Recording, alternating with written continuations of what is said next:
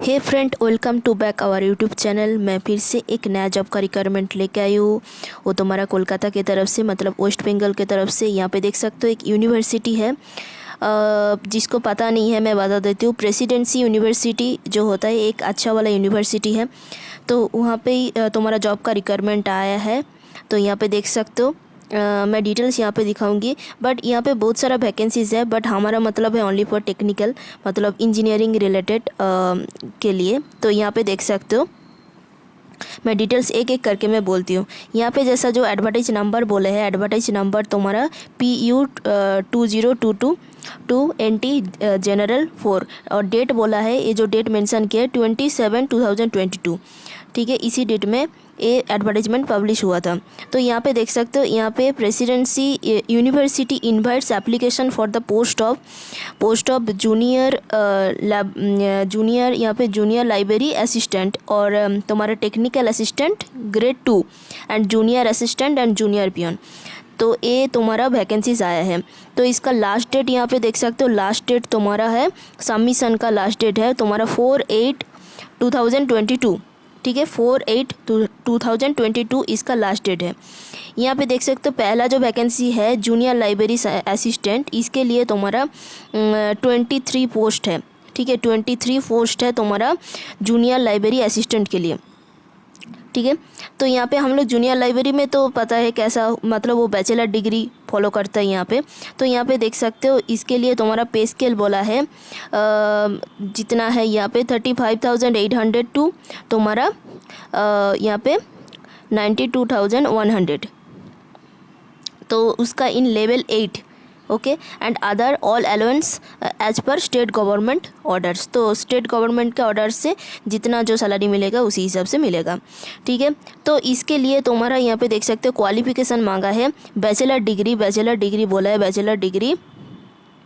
Bachelor degree followed by diploma और degree in library science from the recognised university, okay.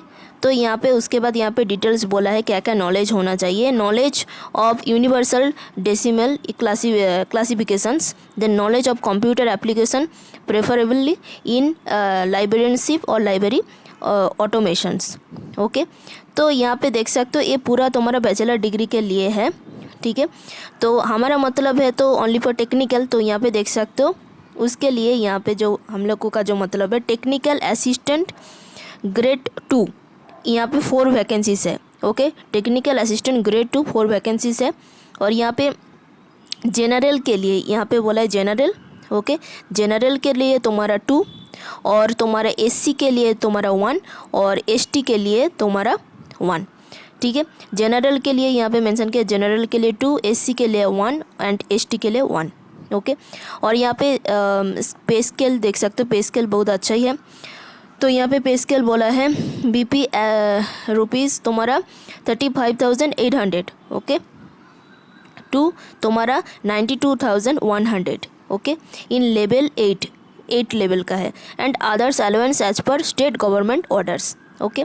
इसके लिए qualification क्या मांगा है, इसके लिए क्वालिफिकेशन मांगा है एसेंशियल, पहले एसेंशियल मतलब होना ही चाहिए, मस्ट, ओके। एसेंशियल मतलब मस्ट, जो भी है तुम्हारा ये होना ही चाहिए एसेंशियल।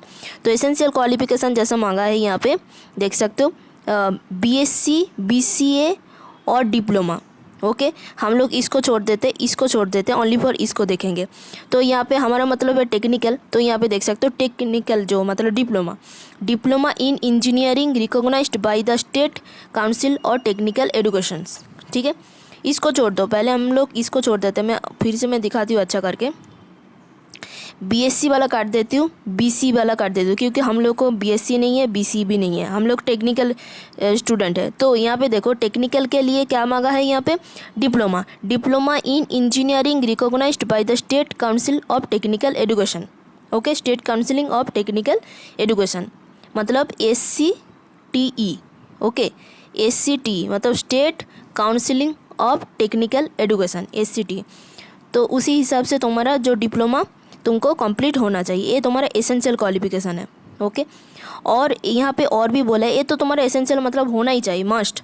तो यहाँ पे डिज़रेबल बोला है, डिज़रेबल मतलब होना मतलब होगा तो अच्छा बात है, ऐसा, तो यहाँ पे होगा तो अच्छा बात है। तो minimum 1 years experience in academic institute, ठीक है, minimum 1 years experience in academic institute like तुम्हारा यूनिवर्सिटी और इन एन इंस्टीट्यूट और ऑफ हायर लर्निंग।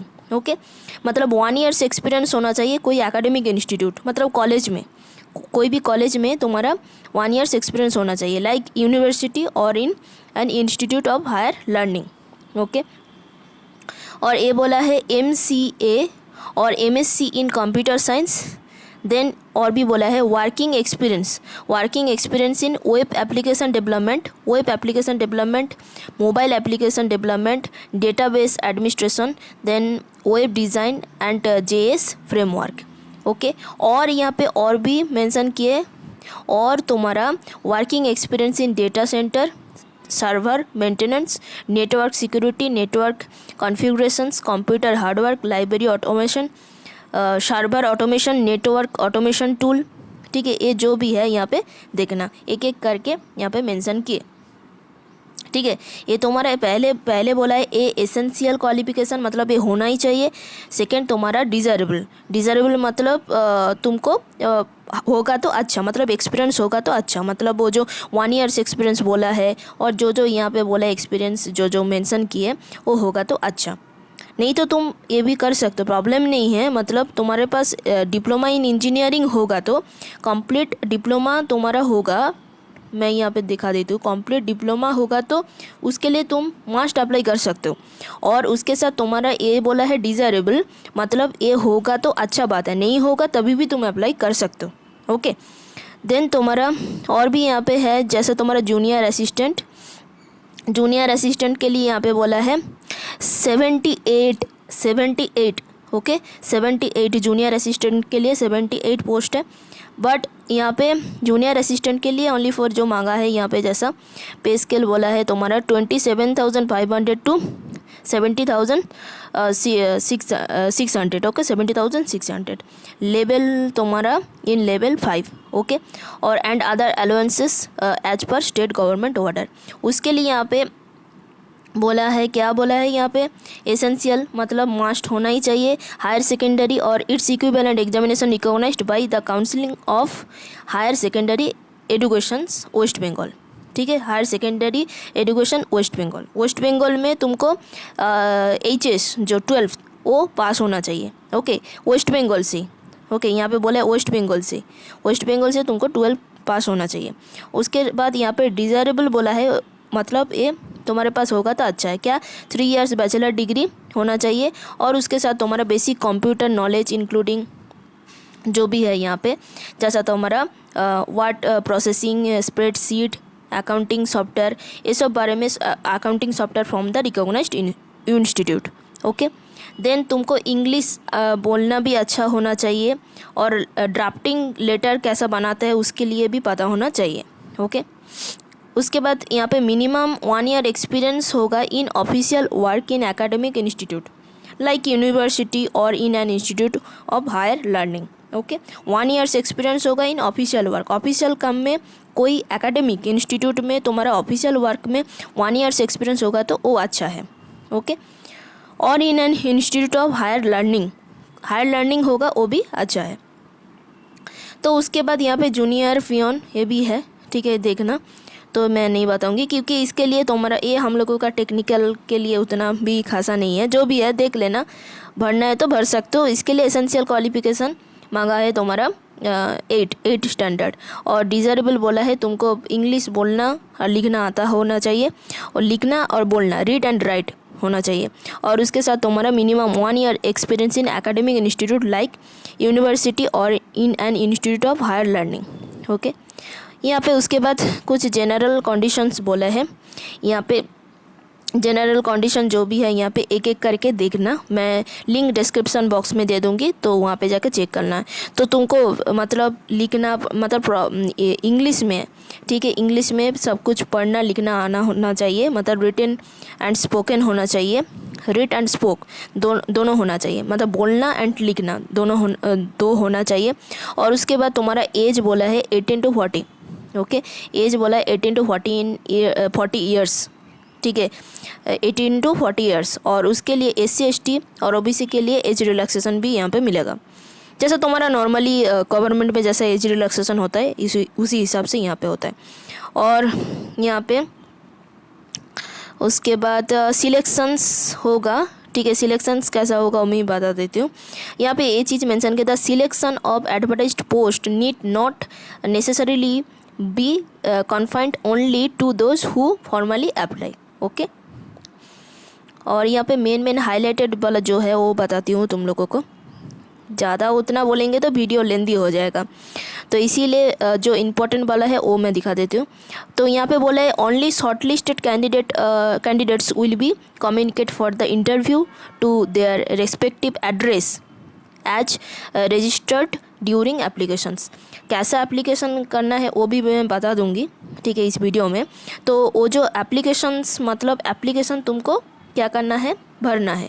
एप्लीकेशन भरने के बाद तुम्हारे पास एक रजिस्ट्रेशन नंबर आएगा, ठीक है। उसके बाद तुम्हारा शॉर्टलिस्टेड होने के बाद उन लोग तुमको मेल करेगा और बोलेगा ऐसा करके, ठीक है। Shortlisted candidate will be communicated for the interview to their respective address. अच्छा सॉरी, यहाँ पे मेल नहीं करेगा, यहाँ पे बोला एड्रेस में तुमको क्या करेगा, भेजेगा, इंटरव्यू के लिए बोलेगा। एड्रेस तुम्हारा जो एड्रेस तुम्हारा देना है उधर, उसी एड्रेस में एप्लीकेशन भरने के टाइम में जो एड्रेस देना है उसी एड्रेस में क्या करेगा, उन लोग तुमको इंटरव्यू के लिए एक लेटर भेजेगा एड्रेस में। Okay, photo copies of all test में भी जो भी है यहाँ पे देखना, ठीक है, इतना इम्पोर्टेंट नहीं है। एक एक करके पढ़ के फॉर्म सबमिट करना। ओके देन और कुछ नहीं है यहाँ पे। Incomplete application will be rejected, हाँ वो तो सही बात है, तुम्हारा इनकम्प्लीट एप्लीकेशन नहीं होगा तो उसको रिजेक्ट कर देगा। ओके, यहाँ पे उसके बाद देखो, यहाँ पे मैं दिखा देती हूँ कैसा ऑनलाइन एप्लीकेशन फॉर्म भरना है। यहाँ पे दिया है ना mention, please go through the URL जो है यहाँ पे, दिस इज़ यूआरएल उन लोगों का। तो इस यूआरएल में मैं क्लिक करती हूँ, यूआरएल में क्लिक करती हूँ। ओके पॉइंट क्लिक कर लिया। क्लिक करने के बाद यहाँ पे देखो कैरियर्स एट प्रेसिडेंसी यूनिवर्सिटी, इसका कैरियर ऑप्शन में आ गया है। अभी हम लोग इसका कैसा फॉर्म फिलअप करना है। तो पहला बात है, जिन लोग को न्यू यूज़र है, ठीक है, मतलब पहले कभी अप्लाई नहीं किए है, न्यू यूज़र, उसको क्या बोलेंगे, न्यू यूज़र मतलब जो पहले अप्लाई नहीं किए थे। तो उसके लिए क्या करना पड़ेगा, उसके लिए न्यू यूज़र जो है यहाँ पे ऑप्शन है, यहाँ पे देख सकते हो न्यू यूज़र रजिस्टर और अप्लाई। तो यहाँ पे इसमें क्लिक करना है। ओके फाइन, क्लिक कर दिया। क्लिक करने के बाद यहाँ पे क्लिक करने के पहले एक चीज़ मेंशन करना है, apply for the post of, हाँ किस पोस्ट में तुमको अप्लाई करना है। तो यहाँ पे एक एक करके देखना, जैसा हम लोगों का कौन सा वाला पोस्ट था, टेक्निकल के लिए टेक्निकल असिस्टेंट ग्रेड 2, ये हम लोगों का इंजीनियरिंग के लिए ये था। तो उसके लिए मैं यहाँ पे क्लिक की हूँ, सपोज टेक्निकल असिस्टेंट ग्रेड 2। उसके बाद क्या करेंगे, नेक्स्ट करेंगे, यहाँ पे new user register and apply, इसमें क्लिक करेंगे। ओके फाइन, क्लिक करते। ओके क्लिक करने के बाद यहाँ पे देखो तुम्हारा जो है यहाँ पे देखना, तुम्हारा जो है यहाँ पे टेक्निकल असिस्टेंट ग्रेड 2 के लिए तुम अप्लाई कर रहे हो। पोस्ट अप्लाइड फॉर किसके लिए, टेक्निकल असिस्टेंट ग्रेड 2। उसके बाद यहाँ पे मेल आईडी देन जो मेल आईडी तुमको लिखना है उसी मेल आईडी फिर से यहाँ पे टाइप करना है, कॉन्फर्म मेल आईडी, ठीक है। देन एक पासवर्ड क्रिएट करना है, पासवर्ड कुछ भी तुम क्रिएट कर सकते हो। तो उसके बाद पासवर्ड क्रिएट करने के बाद वो जो पासवर्ड तुम क्रिएट किए हो उसको फिर से यहाँ पे कॉन्फर्म पासवर्ड में टाइप करना है। उसके बाद तुम्हारा नेम, उसके बाद तुम्हारा फ़ोटो सिग्नेचर, देन तुम्हारा nationality, then contact number, gender, उसके बाद तुम मैरिड के अनमैरिड वो भी। उसके बाद तुम्हारा कैटेगरी, तुम्हारा कौन सा कैटेगरी में है, सपोज़ यहाँ पे देखा, सपोज़ तुम्हारा जनरल कैटेगरी क्या, SC ST जो भी है, यहाँ पे एक एक करके देखना। उसके बाद तुम्हारा फादर नेम, मदर नेम, ठीक है, और तुम्हारा address, country, city, state, okay, ये सारे चीज़ यहाँ पे एक एक करके भर देना।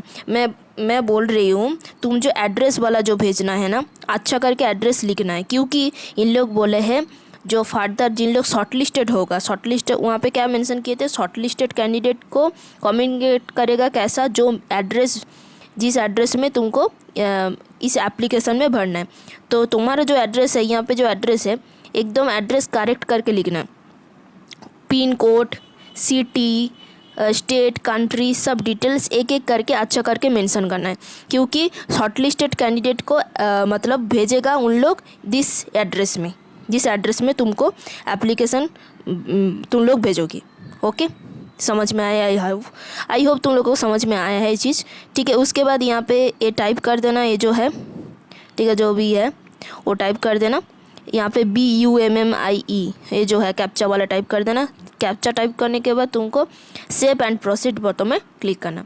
ऐसा करके तुमको फॉर्म एक एक करके फिल करना है। पहले तुम्हारा पर्सनल, यहाँ पे देख सकते हो, पहले तुम्हारा पर्सनल डिटेल्स ऐसा करके फिल कर देना। सेकंड तुम्हारा एजुकेशन डिटेल्स, ठीक है। थर्ड तुम्हारा एम्प्लॉयमेंट, मतलब एक्सपीरियंस होगा तो उसके लिए जो कुछ फॉर्मेट है वो मेंशन करना पड़ेगा एक एक करके। उसके बाद यहाँ पे करियर ब्रीफ करके है, ठीक है। उसके बाद फिनिश, ऐसा करके तुमको अप्लाई करना है। ओके, तो आई होप पूरा डिटेल्स मैं बता चुकी हूँ। कुछ प्रॉब्लम होगा तो बोलना, कमेंट बॉक्स में बताना, मैं कमेंट बॉक्स में हमेशा रिप्लाई देती हूँ। ओके, तो प्रॉब्लम होगा तो कमेंट बॉक्स में बताना। और ये भी चीज़ बता देती हूँ, ये चीज़ जो है यहाँ पे कोई एप्लीकेशन, ठीक है, कोई एप्लीकेशन फ़ीस नहीं लगेगा, ठीक है। नो एप्लीकेशन फ़ीस, कोई भी एप्लीकेशन फ़ीस जो है, कोई भी एप्लीकेशन फ़ीस नहीं लगेगा। Okay, no application fees. और उसके साथ तुम्हारा डायरेक्ट इंटरव्यू होगा। यहाँ पे रिटर्न देने का कोई ज़रूरत नहीं है, ठीक है, रिटर्न देने का कोई ज़रूरत नहीं है। Direct interview